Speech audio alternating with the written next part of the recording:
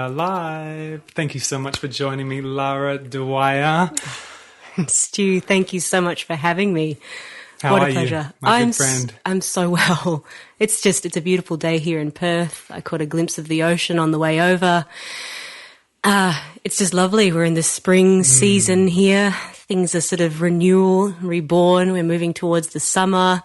It's a good day. Yeah, it was a bit of a heavy winter, wasn't it? Yeah. Was it just me? No, we're still rising out of it. I feel like I was unwell for a month, you know, just kind of dipping in and out of colds, and it kind of feels good to be strengthened again as we move forward. Yeah. Yeah, and here we are. Here we are. I've known you for how long now? 9 years? Yeah, 9 years it would be. You just got back from New York. Yep, that's How it. has your journey been since then, since integrating back into Perth life? Oh, may I actually, I feel very pulled to do this just first before we go ahead with the discussion. Yeah. I'd love to chant the Togetherness Mantra. Yeah, just so we can really bring us in. Yeah. Wonderful. Cool. Let's do that. So for those listening, you might want to go ahead and just take a deep breath and close your eyes. If you're driving, do not, obviously.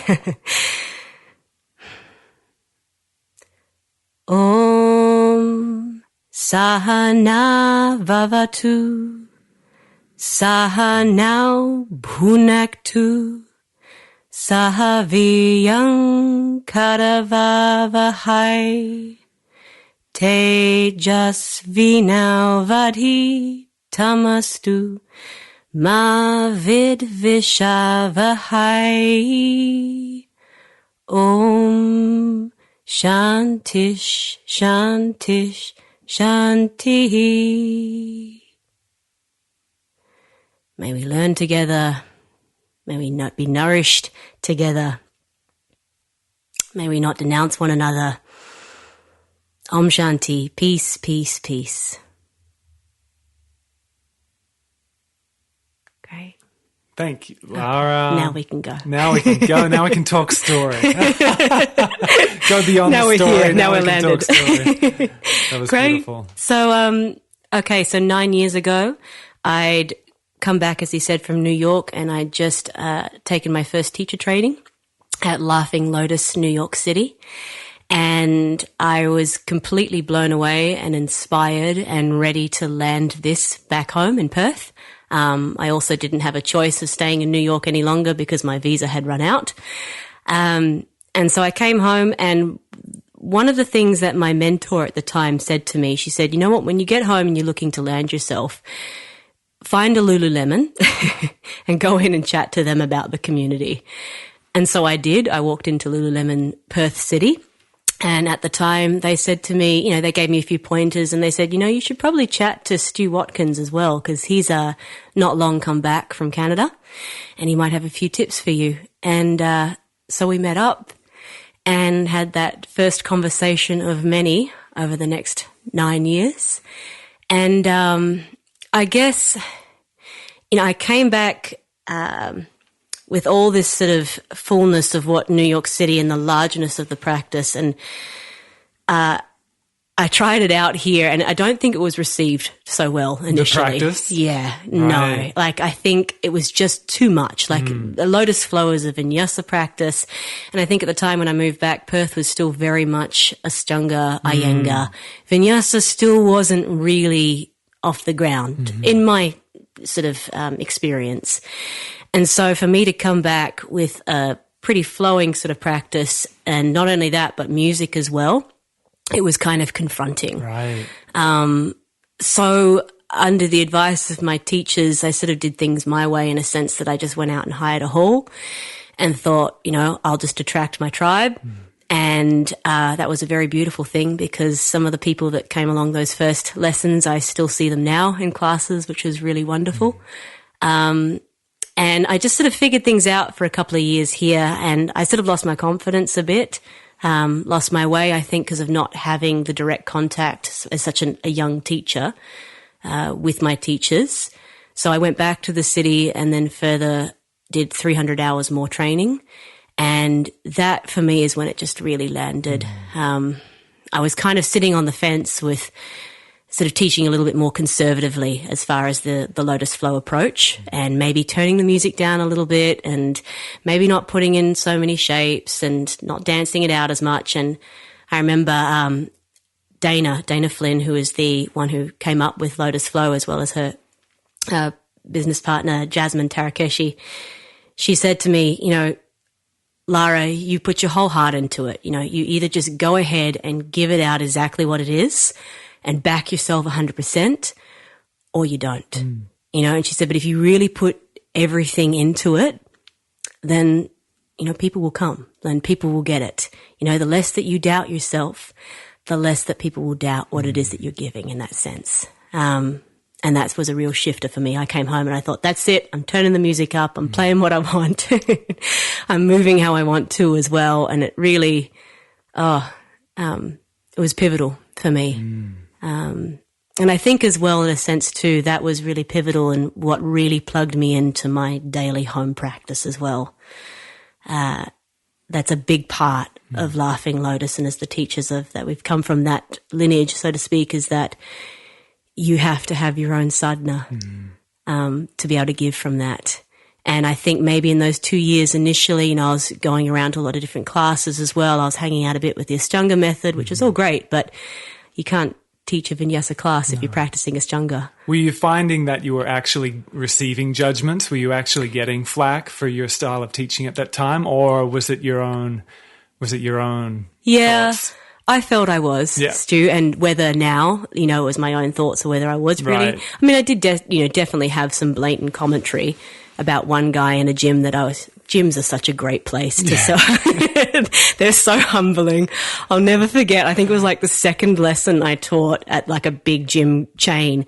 A student came up to me after class and said, "What happened to the teacher before you? She was much better."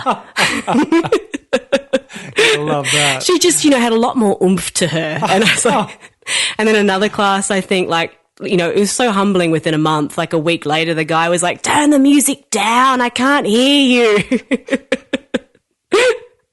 Crumpled little flower. Gotta bless those humbling moments. Oh my gosh, it did, because it just brought me back into I don't know. I mean, I did get a bit lost within those, but as we all do when we first come out as teachers from these programs, it takes, you learn the content, but where it really lands is with the practice, right? And the more people that you teach and the more that you share it with, and, not everyone's going to love it. Yeah. And that's, initially that's hard, isn't it?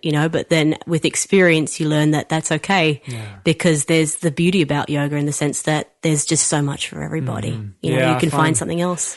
Yeah, I mean, with more and more teachers getting pumped out and the training curriculums getting shorter and shorter, it being easier and easier to become a teacher, we've definitely noticed younger teachers seeking advice for that predicament, that overwhelm. Like it can be overwhelming, that first chapter of teaching. I think the teaching role has been glamorized and popularized, and it looks so just shiny and fluffy and just beautiful, which it is, but it's also challenging. And I think that first chapter, especially if all you've got under your belt is a 200-hour and no further like mentorship or reinforcement or revisiting the teacher, you can be really left in a truly vulnerable state that I've seen a lot of younger teachers get burnt out and overwhelmed. So I think it's nice to just speak to that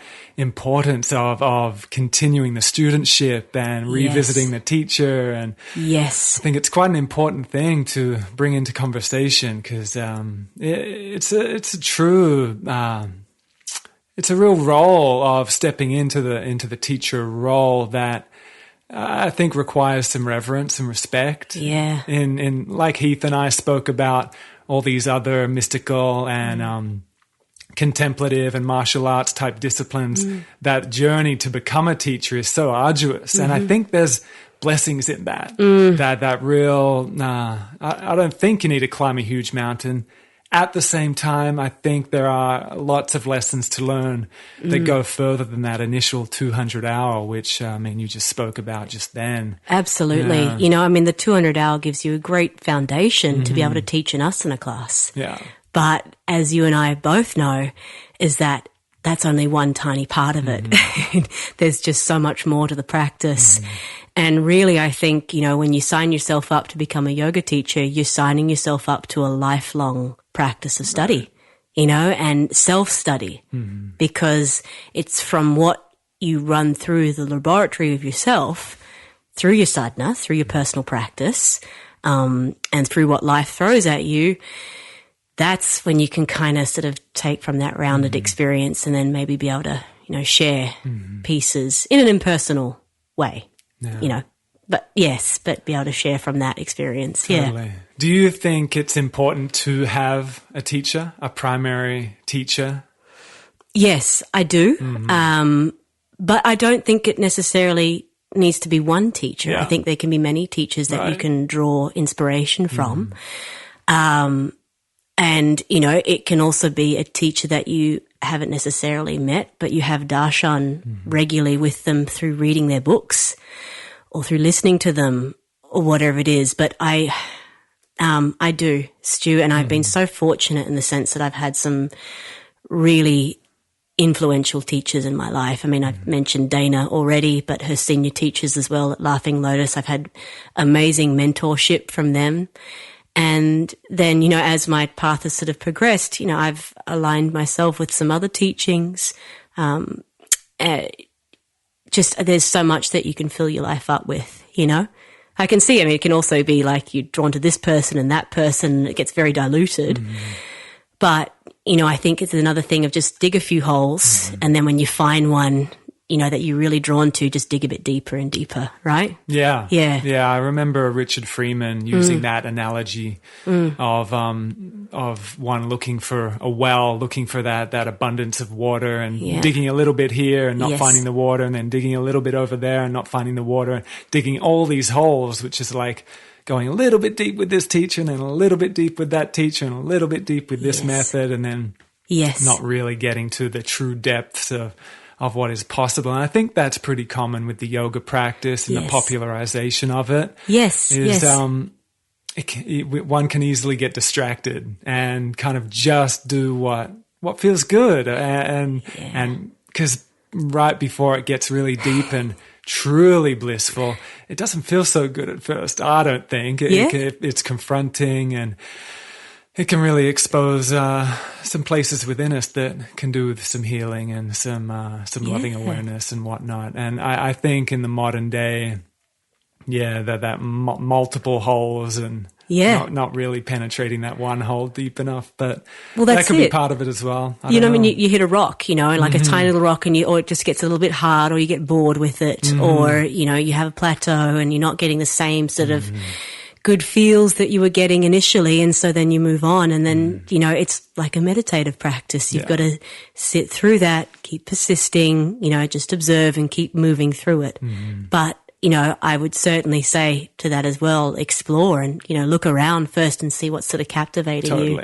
And it's interesting, for myself even, I started with my journey out initially with Iyengar, and then moved towards vinyasa because when I was in New York City at the time, that's what the big flavor was.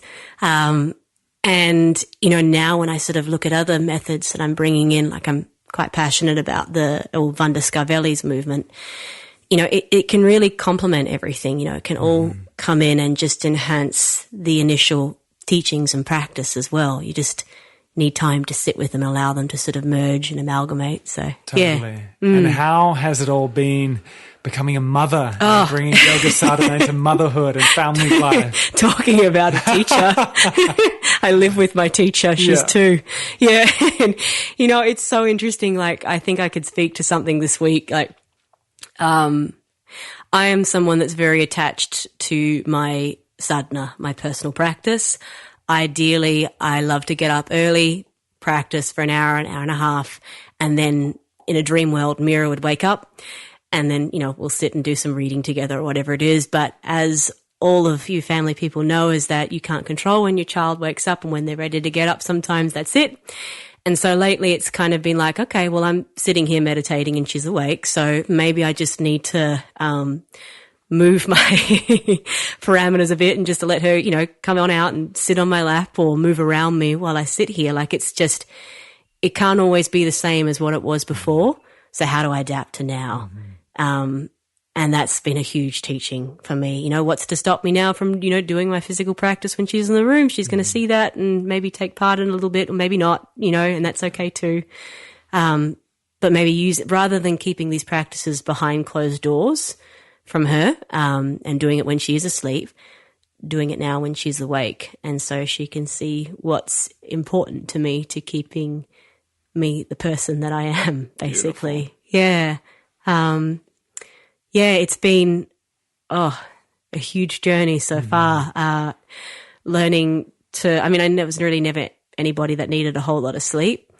Until now.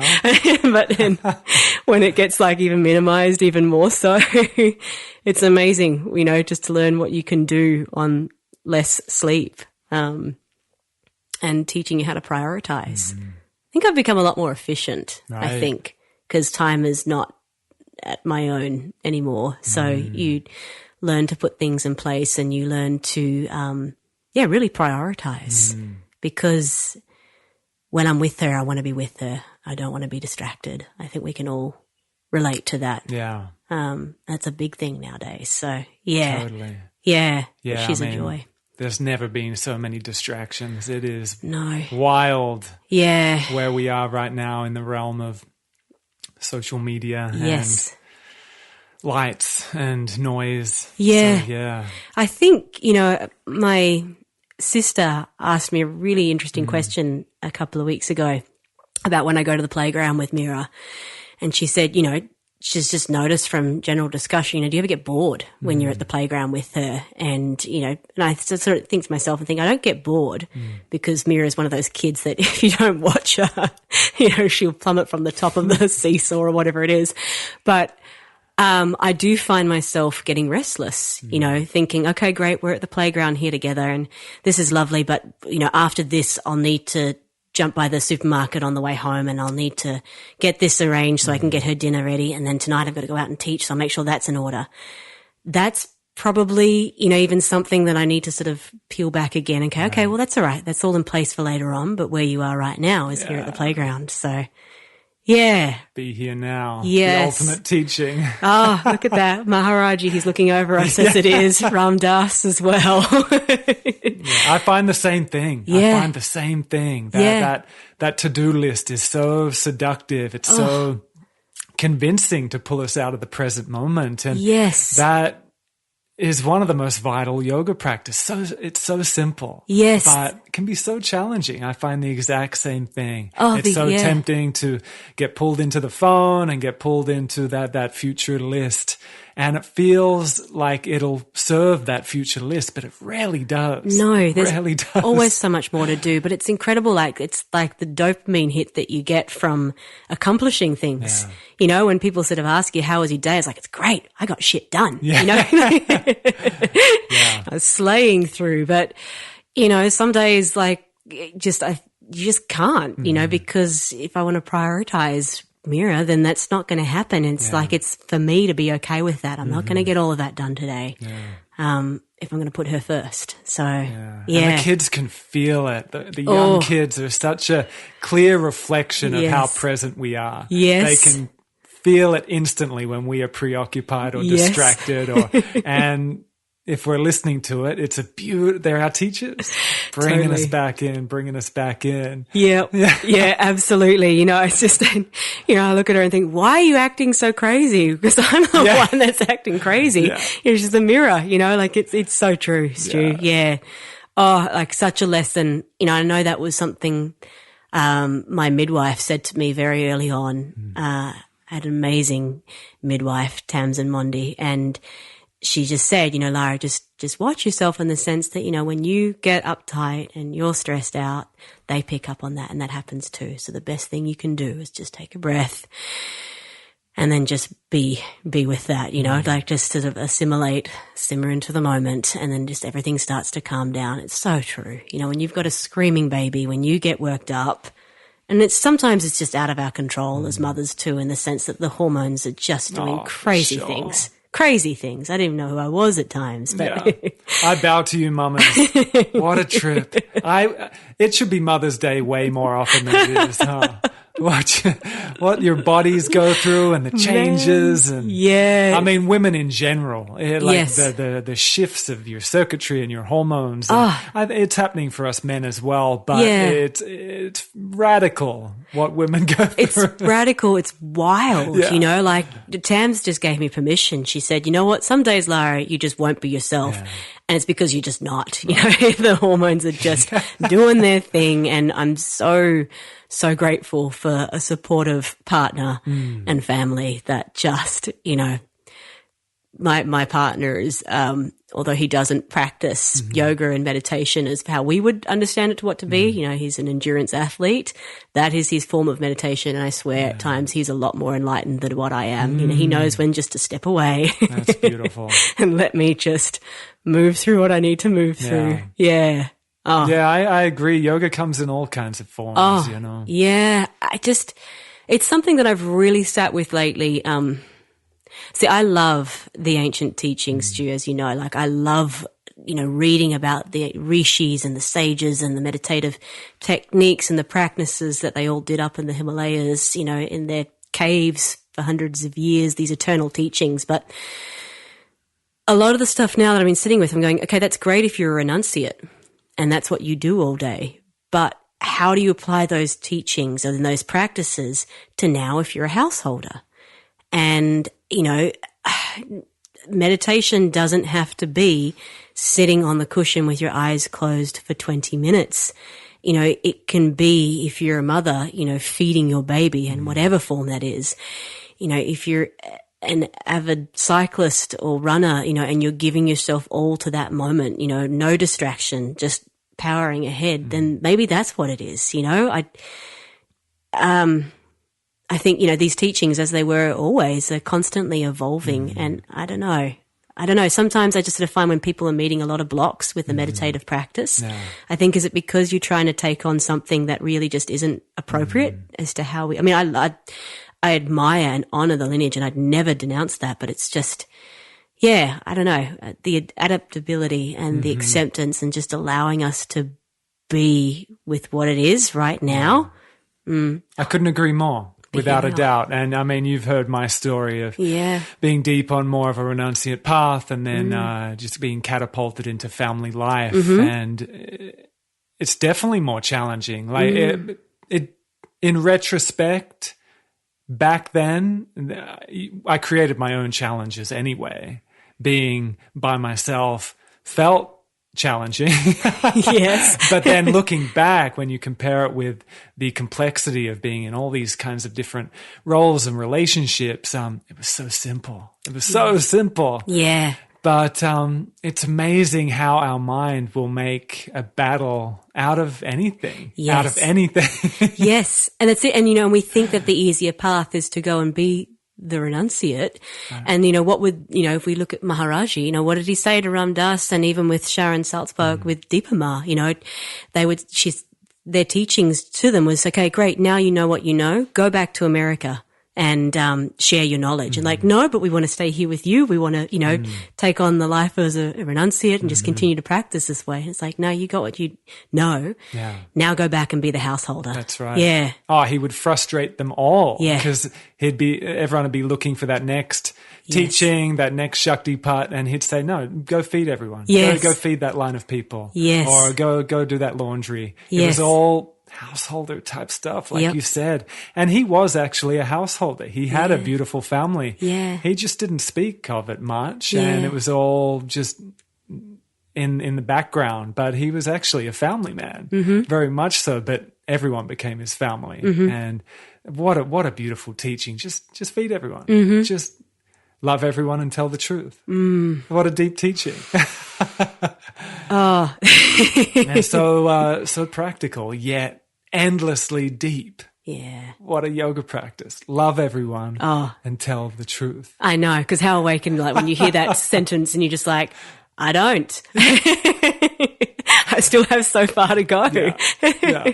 And that was Ram Dass's predicament. Yeah. He was like wrestling with that. He was pissed off at everyone coming to visit Maharaji. Yeah. He wanted it all to himself. He's just been told, love everyone. And also been told, tell the truth. So he's wrestling with that paradox of, but the truth is I don't love everyone. But I love everyone. But I'm meant to love everyone as well. And it's right there in that paradox where the teaching is. Yeah, that's it. It's lovely. You've just got these Dharma bombs that just constantly, when you think you're enlightened, you know, when you think you're sort of getting a grasp of thing, and then you hear something like that, just go, yeah, no, I've got some work to do. Everyone. Like on Ram Dass's puja table is Trump right there. So it's got all the deities, Maharaji, Hanuman, and Christ and whatnot, and then Trump. I wondered if he put Trump in, because I know from the 70s, who did he have? Well, he's had each president on. He had Bush as well. And Clinton and love it. All the challenges, you know, and to put it right there. I love that person. I love that person. Oh, I hate that person, and put them right there in your practice in your puja table. And what a fierce practice to truly do that. Yeah. But how amazing is it, though? I think that's what I love. Oh, I'm so grateful to have fallen into this practice of yoga and meditation, is that you start to get an awareness to address these things. Like, it's very easy to not go towards what's not nice, you know, and just keep following the nice path, you know. But, you know, you're going to come up against things that, you know, it really make you uncomfortable, and rather than running from it, you look at it in the eye, you know. I see you, Mara, you know, as the Buddha would say. Like, it's just to really, really address it. How do you, what's your most potent practice to be able to get that shift, to be able to be with the challenging negative aspects of life? Do you find it's most potent in movement or meditation or mantra, or all of it? Has your practice become diverse in which it's all a part of your practice? Where are you at right now with that kind of transformation? Yes, too interesting. You know, when it's all a part of it, but I guess for me, the first thing I do if I come up against something that's really uncomfortable is I do my best to sit with it. You know, okay, I'm feeling uncomfortable, right? Name it. You know, I name what I'm feeling. If I'm able to, I love to be able to move through it. Whether that means that, you know, I can move through it on my mat through asana, or I can take myself for a run or a swim or a walk. But I have to move. I've got to move that energy through so I can get some clarity, you know, like it's just essential, and that's core to our teachings as well. Okay, like I view yoga, and I know a lot of people do, as like a sacred toolbox, and I have different things that I pull on to help me at different times, you know, and if I feel drawn to chanting a mantra, I'll chant a mantra. If it's a kriya, like a Kundalini kriya, I'll do that too. Like, that's kind of, there's nothing sort of one that I'll stay with. I have done in the past where I've really just sort of threaded through for 40 or longer days with one particular practice, but I don't know. I like to sort of just pull from that sacred toolbox and just address to what needs to be fit in for the moment, I guess. Beautiful. Yeah. I don't know. Maybe I should sit with something for a bit of a longer period again. It sounds pretty balanced to me. Yeah. Sounds beautiful. And you used to be, or you still are, a naturopath? Are you still diving into that realm? Is that a part of your toolbox? It is, in the sense that for helping myself and my family, definitely. You know, the herbs, the knowledge from dietary and lifestyle advice, absolutely. I no longer practice as a naturopath because I just don't have the time to sort of give myself to it completely. And when I listen to Heath's and yours conversation from the first podcast, I was just in awe of his passion. And, you know, that's how I feel about yoga and meditation. And there's just not room for me personally to do both. I give absolute credit to those. I know there are a bunch of naturopaths and yoga teachers out there who balance the both beautifully. But myself, you know, some of my great friends are outstanding naturopaths, and I would always refer to them rather than me taking it on myself. Cool. But yeah, I'm so grateful for the knowledge that I got from that study because, you know, I feel like I don't, you know, even though I said I've had a month of colds and whatever, I don't feel like I get really sick. You know, I know what herbs to reach for if things start to unravel a little bit. Poor Mira just gets this like cocktail, as I'm sure you know with your girls, of just, she's so accustomed now just to opening her mouth and I'm just squirting echinacea down her throat. Vitamin C. It amazes me. She can take stuff that I can't tolerate, really? You know, like she's just mouth open, more, you know. Wow. Yeah, it's great. So Les just started doing that. Before that, she had a full aversion to anything that would be referred to as medicine or herbs or whatnot. She's got her little kind of gummy vitamin C's, but would not let her squirt right. in the mouth like that. No. We've done it from a pretty early age. Cool. Yeah, like, and it's just, she gets a yogurt cocktail full of all sorts of things in there. Amazing. So, yeah, I mean, we've got to do it. It's terrible when they're sick, so do what you can to keep them strong. Yeah. So, Lara, with the current yoga scene, being in it for a while now in the game, how do you view where it is collectively right now in the yoga scene? I've been speaking to quite a few teachers that have been in the game for quite a while and senior teachers, and often there a lot of frustration comes up in the conversation, possibly similar to the judgment you were experiencing maybe when you first brought vinyasa into the community, maybe that kind of judgment you were picking up on when you first brought that in. I'm definitely experiencing that come up in myself, a hint of judgment and criticism, and I definitely feel it come up in conversations with more established and teachers that have been in the game for a while. Where are you at in just full honesty in perceiving where the movement of yoga is in terms of like the majority, the kind of the pop fad of yoga? Yeah, great question. Stu. Because what really grabbed me is I recently just did a little bit of training with Rod Stryker, a yoga nidra practice, which was amazing. And he was speaking about how much confusion there is now within the yoga industry, I think we could call it almost.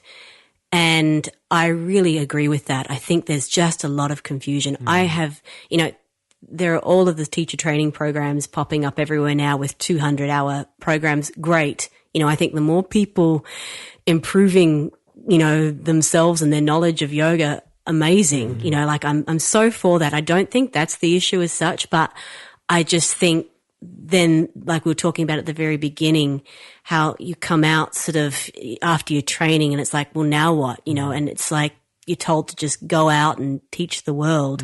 But maybe there's not as much sort of discussion on, okay, so just sit with it for a little bit and maybe pull in other resources and maybe look for a mentor or whatever it is to help give you a little bit more guidance. I feel there's a lot of confusion, and a lot of dilution and, a loss of respect, or not even that maybe, but a loss of connection, to where the original teachings come from. Right. The source, and honoring even just, going back and just reading the original texts and getting familiar with that. I think a lot of, from my understanding, there's a bunch of programs that are out there that don't even have the Gita or something, as part of the coursework, and I just, to me, that's foundational. But maybe that's just my worldview, though, Stu, as well. But, I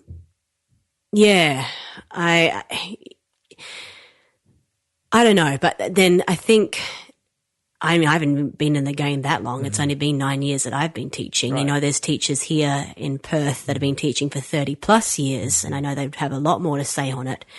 But from my perspective as well, when I think, I come from a newer style of practice, not necessarily vinyasa, but the lotus flow. It's been around, I think Jasmine and Dana opened up the studio close to 20 years ago, is that we've got to meet the needs of the time as well. and, you know, give people something that can help them to connect with the practice, you know, and then kind of bring in the deeper teachings as well. So meet them where they're at. Sure. And the yoga is constantly evolved over time, and we've got to allow for that evolution. We can't just keep saying that what we're doing right now is the only thing and it's the right way and we know it because of all these years of practice. I think that's sometimes an issue. Sometimes when I listen to people who've been teaching for a long time and they're like, well, we shouldn't be including music and we shouldn't be doing it this way. It has to be done that way. And this is my way and it's the only way. And it's not, you know, it's constantly expanding and evolving to meet our needs as we are right now as a distracted society, you know? Yeah. I mean, you do what you can to bring people into the room to sort of really capture their attention. Do what you can to bring yourself into the room to capture your attention. Yeah. Yeah. I think I went off on a bit of a roundabout circle there. Go on the circle. Circle's good.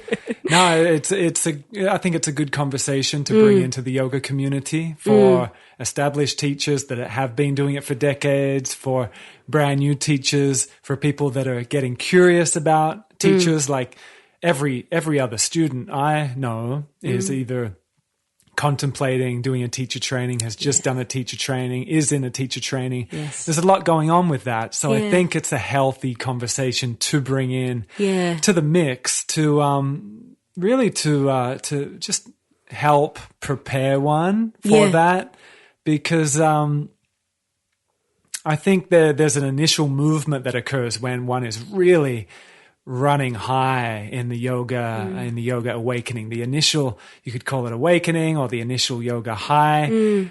One can feel pretty invincible, feel very similar to that fearlessness as a teenager or prepubescent, just like, and you feel empowered and you feel great. And I think that's an incredible movement to run with.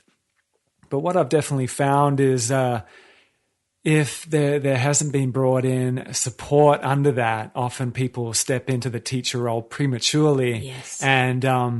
And that massive high that comes with the first real awakening that can happen with the yoga practice can be matched with a really low. And I've been seeing that quite a bit of teachers feeling like the teacher, like I'm the teacher. Yeah. And then, and a total identity crisis of like, fuck it, what am I doing? Yeah. Like, yes. And, once again, I think it's a good ramble to go on of just picking it apart.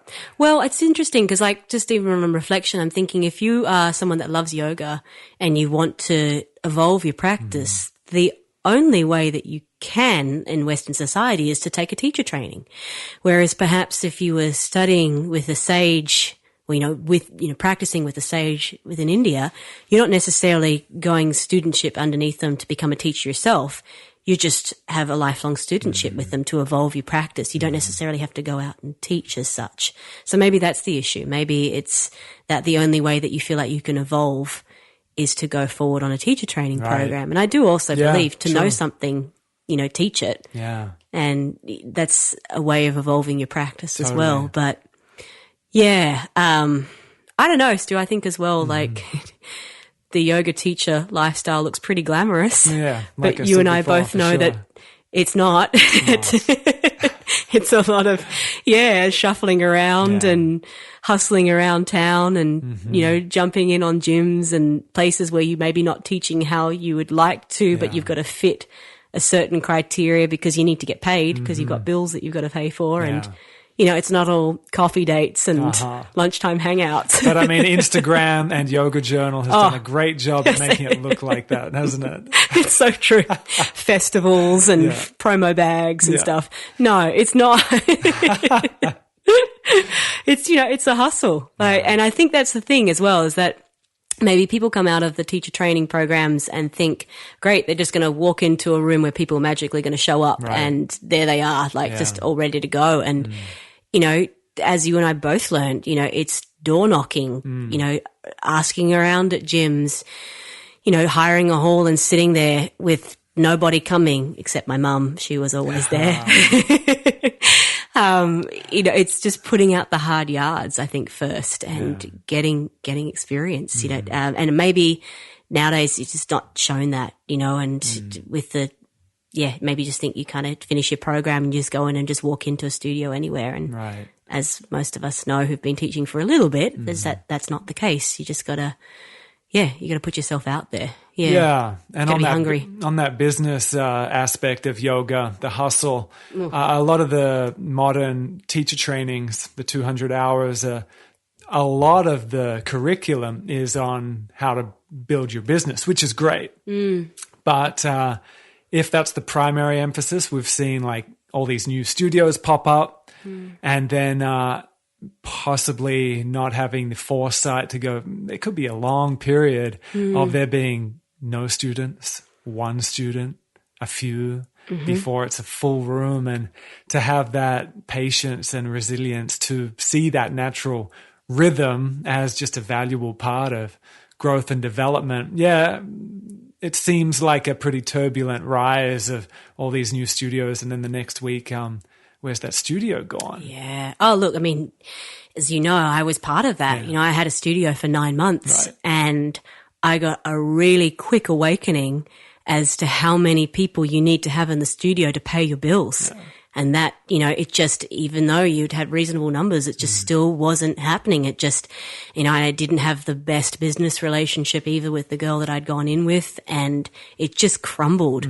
All for the right reasons, because out of that, it was just I was so meant to have that experience, and I'm so grateful that it was like a quick flash in the pan experience. It wasn't anything that I was signed up to for 7 years, but I learned that lesson pretty quick that, once you start, teaching a class, I teach Stu because I love it so much. Like, I just love to share yoga. It is my passion and calling in life.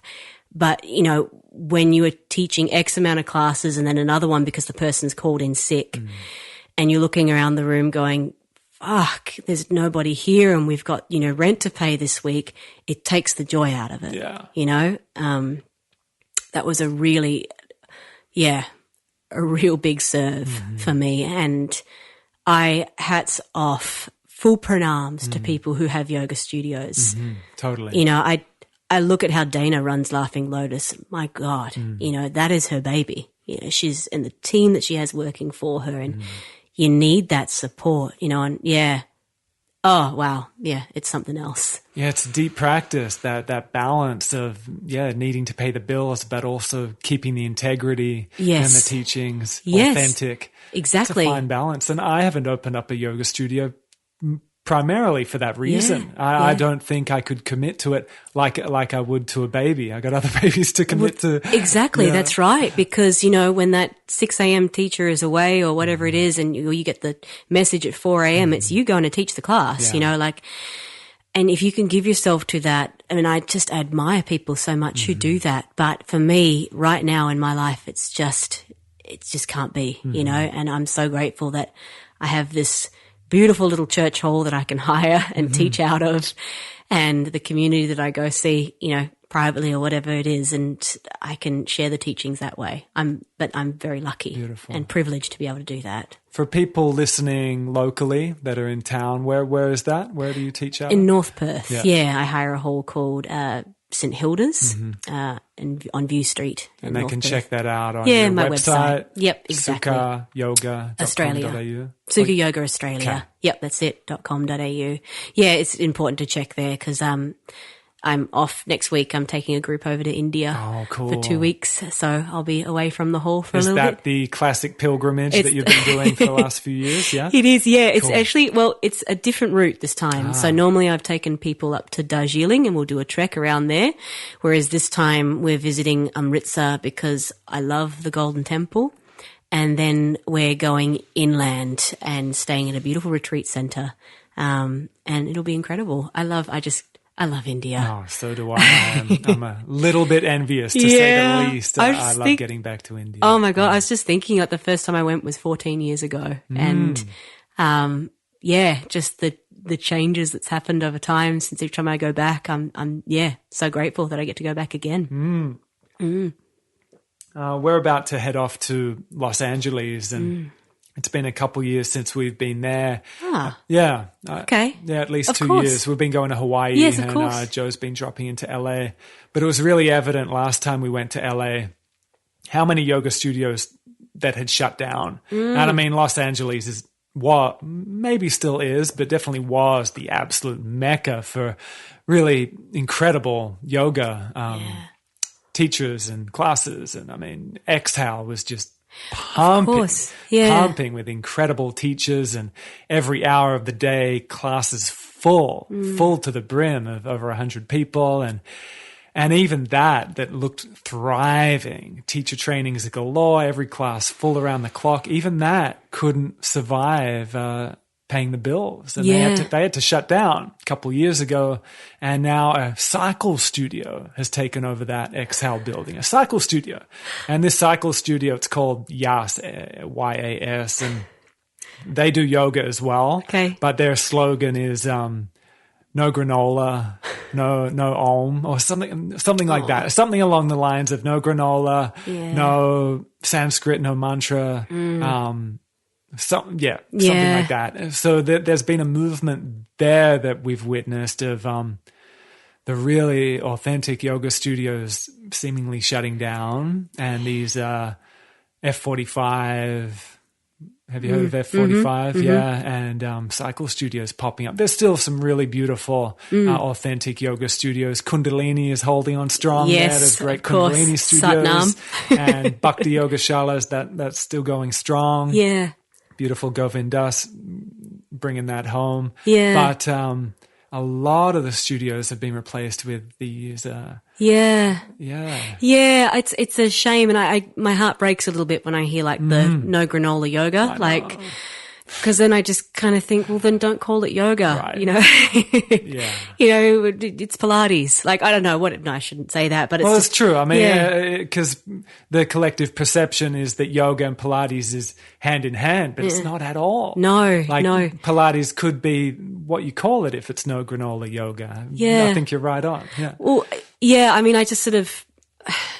That kind of thing just, it does. It upsets me a little. Like I was teaching a little while back at a corporate thing, and they had a meditation teacher speak before me, and she said, all we're going to do is just count the breath, none of this sort of alternate nostril stuff, and did like a little mimicry to make some fun. And I just sort of thought, well, hang on a minute.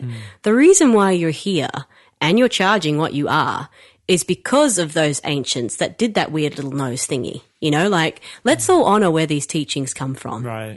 Like let's not get so diluted and confused. Like let's remember the source.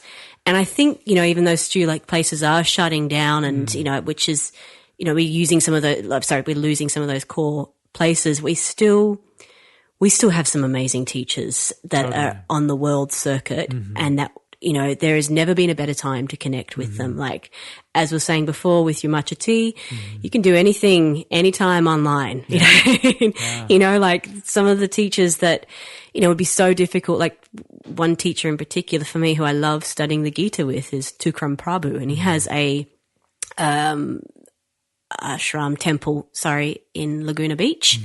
And, someone just sits there with their phone and films him for the Gita discourse. Like, before you just couldn't tap into that wisdom, so true. We can,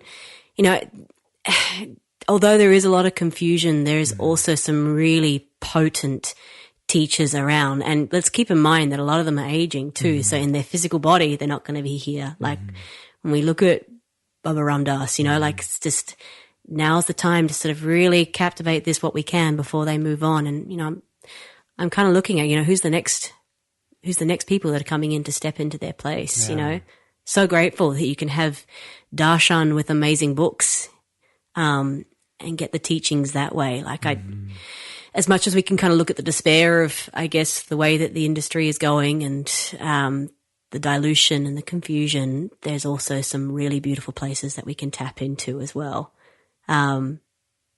It's even like, I think, as you and I have experienced as well, when you travel to India and, you go searching for the guru.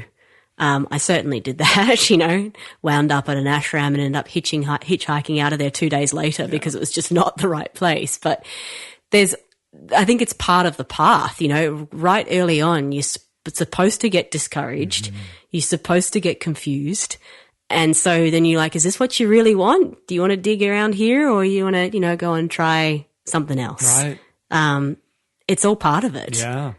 And I think maybe nowadays with our culture, we're so used to getting what we want, just clicking the pay button, and we land ourselves a spot at that retreat or whatever. We don't have to go searching as much anymore. I mean, I love the stories of, like, from the 70s when the first pioneers with bringing these truths to the West, like Ram Dass and Sharon Salzberg and Jack Cornfield and whatever, they just turn up and then have to find Maharaji, or find Deepa Ma, like just go walking through the land to see where, like, they had patience. We don't have a lot of patience nowadays because we're restless. Yeah. I'm restless. I want it now. I got to fit it into my schedule.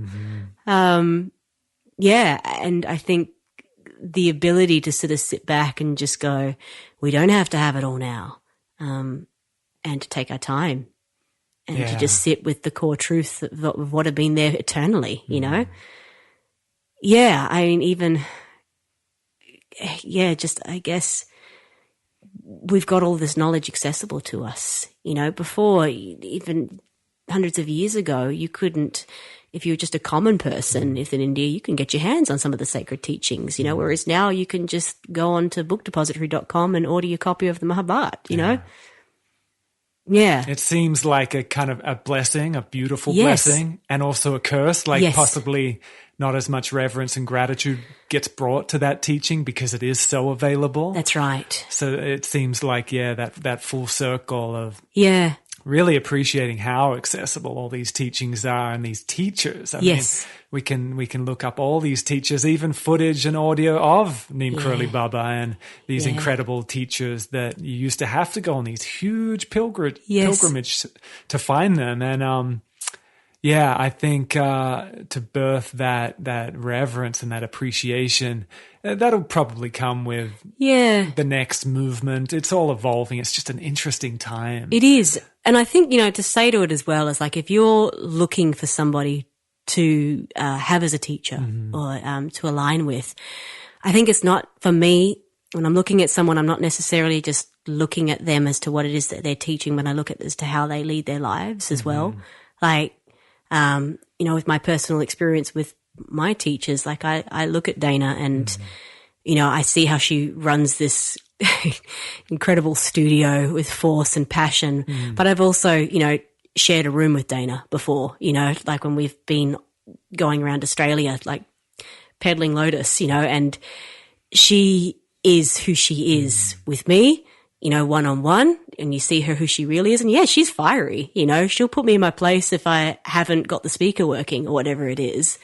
But it's done from a place of love. There's nothing shady in a sense, there's nothing behind the shadows. Like, and, you can look at teachers and just sort of see, what's their family life like? How are they in the world as well, not just with how they deliver the yogic teachings. Yeah. That's so important. Super important. Yeah. Yeah. And I think maybe that'll help to eliminate some of the confusion, like take a look at the whole person.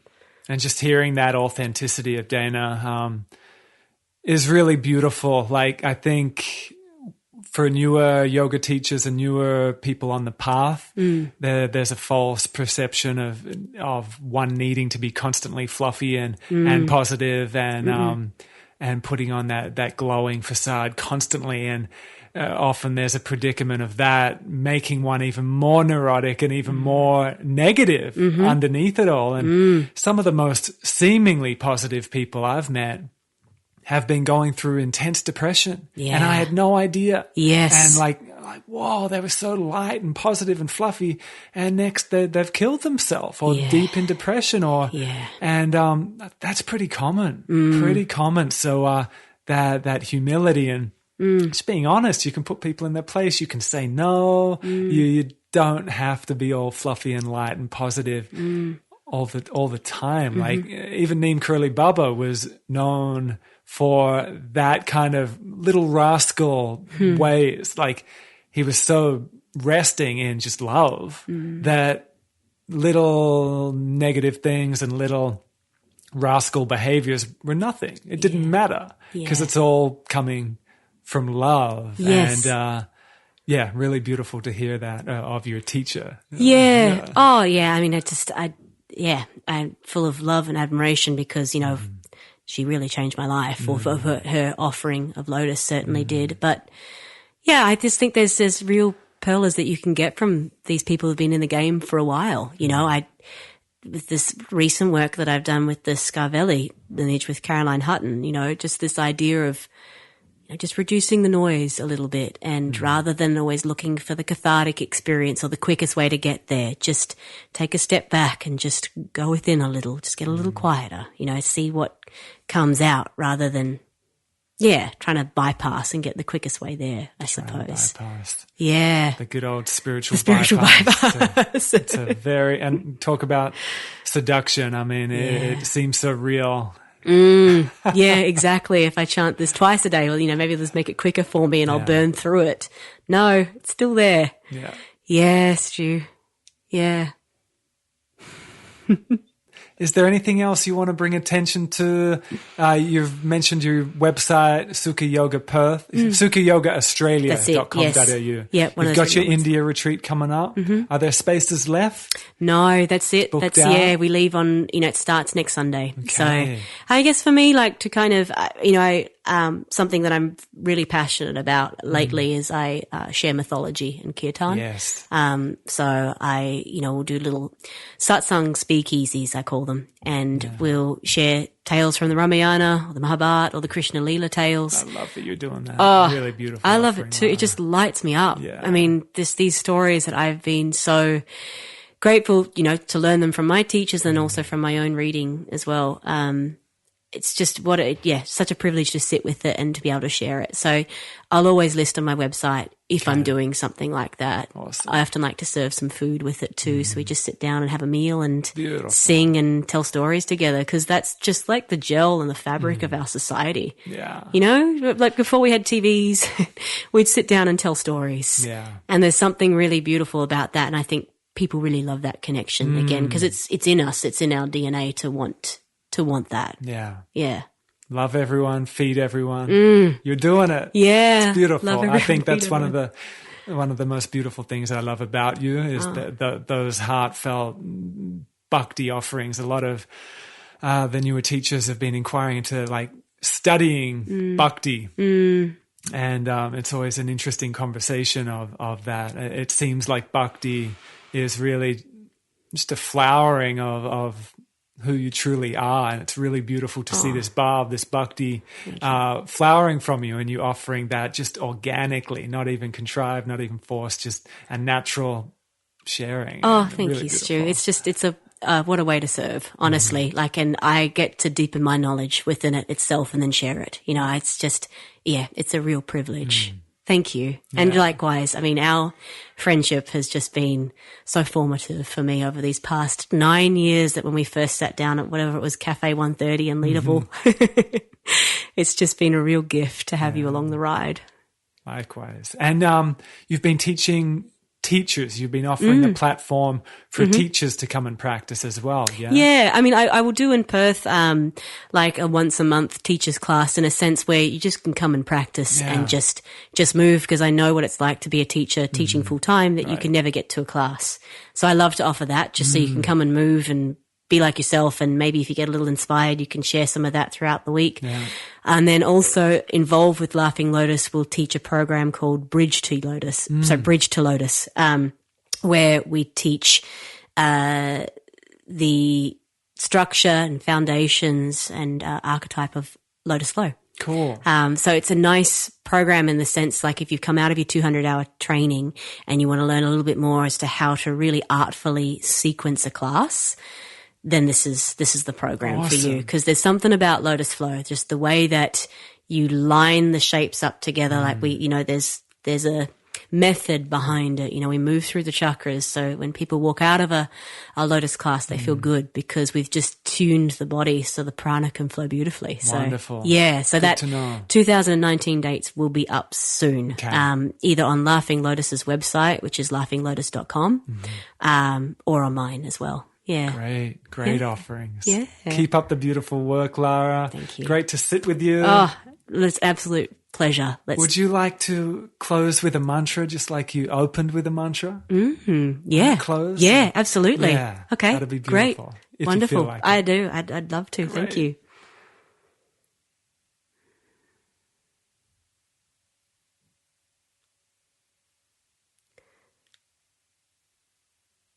Om Asato Ma Sadgamaya.